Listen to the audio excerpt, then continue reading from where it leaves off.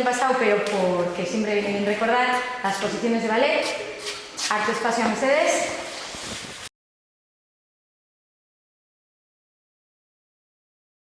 Con los pies, primera, segunda, T de tercera, cuarta, taloncito bien enseñándolo, quinta y sexta. Vamos con los brazos, primera, segunda, tercera, cuarta, quinta y abro despacito. Vale, muy bien. Y para finalizar con la clase os hemos preparado pues, un pequeño ejercicio que les gusta mucho hacer, que es bailar de una nube, lo que quieran. Entonces, bueno, pues a ver si lo disfrutan y os gusta a vosotras. Y Esari, vuelta más, Esari. Naya, las cosas las son. Bien.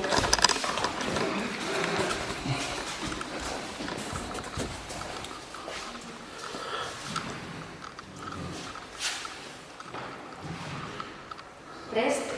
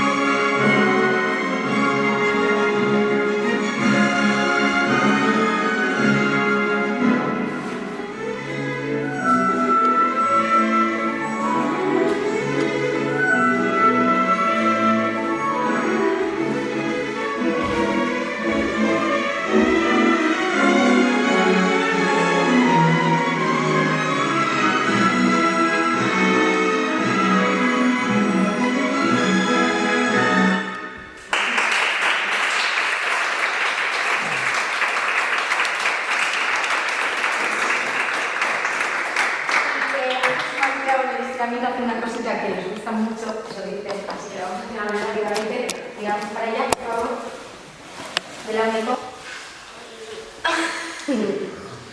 Es como real. Venga.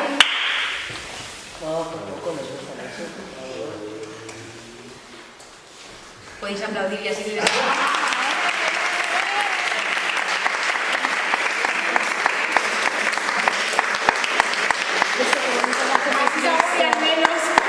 que Nicolás era nosotros hemos estado boquiabiertos. Sin palabras. Vale, les hacemos una última reverencia y ya despedimos la clase. Primera posición. Enize, Sí, atzeran, bai, mesedez, sartzeko kamaran, ari da. Y la parte. Perfecto.